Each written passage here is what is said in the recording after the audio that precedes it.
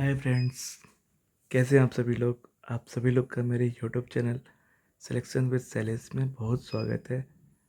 अ, आप लोग को पता है मैं अभी इंडियन पॉलिटी का लेक्चर ले रहा हूँ। इसमें 5 टॉपिक कंप्लीट हो चुका है। आज का टॉपिक है संविधान की प्रस्तावना। और कैसा लग रहा है आप लोग को ये लेक्चर्स, प्लीज़ कमेंट में बताइएगा। संविधान की प्रस्तावना शुरू करने से पहले एक बड़ी प्यारी सी मोटिवेशनल कविता है मैथिली शरण गुप्त जी की। चलिए शुरुआत उसी से करते हैं। न रहो न निराश करो मन को, कुछ काम करो, कुछ काम करो, जग में रह कर कुछ नाम करो, कुछ काम करो, कुछ काम करो। यह जन्म हुआ किस अर्थ, अहो समझो जिसमें यह व्यर्थ न हो। कुछ तो उपयुक्त करो तन को, न रहो न निराश करो मन को। चलिए, ये बड़ी मोटिवेशनल कविता लगती है। जब भी ये हमारे स्कूल टाइम से ही चलता था। तो चलिए शुरुआत करते हैं संविधान की प्रस्तावना। देखिए फ्रेंड्स, संविधान ये जो प्रस्तावना है ना, इतना इम्पोर्टेंट है कि मैं आपको बता नहीं सकता हूँ। चाहे यूपीएससी हो, चाहे स्टेट पीसीएस हो, वनडे एग्ज़ाम हो, बैंकिंग एग्ज़ाम हो, कोई भी एग्ज़ाम हो, पॉलिटी में प्रस्तावना से, प्रियम्बल से हर साल हर एग्ज़ाम में 2 से 3 क्वेश्चन तो पूछ ही लिए जाते हैं। और इसको आप यकीन नहीं करेंगे, मैं अपने कॉलेज टाइम में ही, मतलब जब मैं अपना इंजीनियरिंग करने गया था, तभी मुझे, चूँकि ये मुझे जनरल नॉलेज, मैं सरस्वती शिशु मंदिर से पढ़ा हूँ और वहाँ पे ये संस्कृत ज्ञान परीक्षा हुआ करता था। तो और मतलब अपने स्कूल टाइम में ही मुझे लगभग थोड़ी थोड़ी चीज़ें पता होने लगी थी।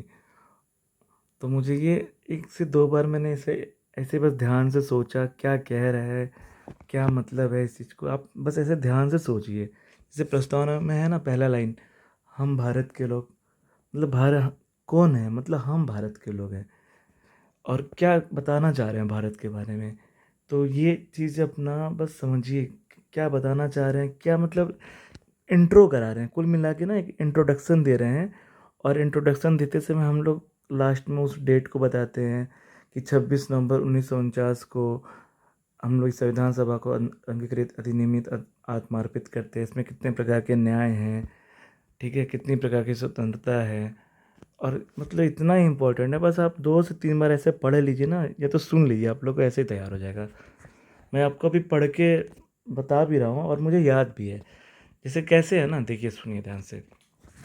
प्रस्तावना की शुरुआत ऐसे होती है।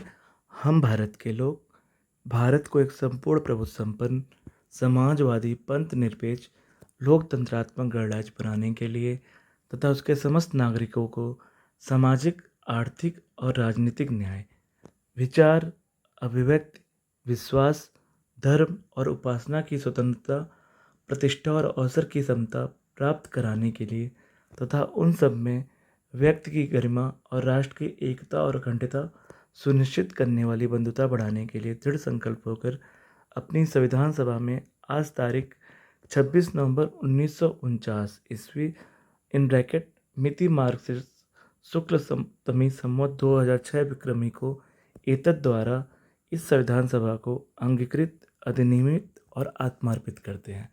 तो ये पूरा हमारा प्रियम्बल है, प्रस्तावना है। और हर बार एग्जाम में क्वेश्चन क्या पूछता है, भारत को, भारत की प्रस्तावना में कितने प्रकार के न्याय का वर्णन किया गया है। तो 3 न्याय हैं, सामाजिक, आर्थिक और राजनीतिक न्याय। कितने प्रकार की स्वतंत्रता का वर्णन किया गया है, तो 5 प्रकार की स्वतंत्रता है।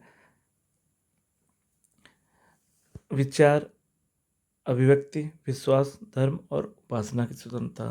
कितने प्रकार की समता है, प्रतिष्ठा और अवसर की समता है। तो ये सब क्वेश्चन ना यही पूछता पूछता रहता है इसमें। तो हम प्रस्तावना पढ़ ही लिए हैं। तो देखिए, अब इसका टॉपिक फिर से हम एक बार आपको बताते चल रहे हैं। हम भारत के लोग भारत को एक संपूर्ण प्रभुत्व संपन्न, समाजवादी, पंथ निरपेक्ष, लोकतंत्रात्मक गणराज्य बनाने के लिए तथा उसके समस्त नागरिकों को सामाजिक, आर्थिक और राजनीतिक न्याय, विचार, अभिव्यक्त, विश्वास, धर्म और उपासना की स्वतंत्रता, प्रतिष्ठा और अवसर की समता प्राप्त कराने के लिए तथा उन सब में व्यक्ति की गरिमा और राष्ट्र की एकता और अखंडता सुनिश्चित करने वाली बंधुता बढ़ाने के लिए दृढ़ संकल्प होकर अपनी संविधान सभा में आज तारीख 26 नवंबर 1949 ईस्वी मिति मार्क्सिस्ट शुक्ल सप्तमी संवत 2006 विक्रमी को एतद द्वारा इस संविधान को अंगीकृत, अधिनियमित और आत्मार्पित करते हैं। तो संविधान ये प्रस्तावना हो गया। आप देखिए प्रस्तावना के बारे में। और पंडित जवाहरलाल नेहरू द्वारा संविधान सभा में 13 दिसंबर 1946 को उद्देश्य प्रस्ताव प्रस्तुत किया गया था। तो उद्देश्य प्रस्ताव कब प्रस्तुत किया गया था? नेहरू जी द्वारा किया गया था 13 दिसंबर 1946 को। 22 जनवरी 1947 को उद्देश्य प्रस्ताव को संविधान सभा द्वारा अंगीकृत किया गया। ठीक है, 22 जनवरी 1947 को उद्देश्य प्रस्ताव को संविधान सभा द्वारा अंगीकृत किया गया। उद्देश्य प्रस्ताव को ही परिवर्तित करके संविधान की प्रस्तावना उद्देशिका बनाई गई। बेरोबारीवाद जो 1960 में हुआ है, सर्वोच्च न्यायालय ने प्रस्तावना को संविधान का अंग नहीं माना था। बेरोबारीवाद 1960 में क्या हुआ ना कि ये सर्वोच्च न्यायालय, सुप्रीम कोर्ट ने क्या बोला कि प्रस्तावना हमने संविधान का अंग नहीं माना है, मतलब संविधान को हमारे प्रस्तावना को संविधान का अंग नहीं माना था। लेकिन 1967 में क्या होता है, पलट जाता है डिसीजन। तो ये बड़ा इंपॉर्टेंट प्रस्तावना से संबंधित 3 वाद है ये। एक बेरोबारीवाद 1960, गोलकनाथ बनाम पंजाब राज्यवाद 1967 और केशवानंद भारती बनाम केरल राज्यवाद। ये पूछ देता है कौन सा वाद प्रस्तावना से संबंधित नहीं है। मान लीजिए एक का नाम दे दिया, किसी और का दे देगा, मेनका गांधी ऐसे कुछ और नाम दे दिया।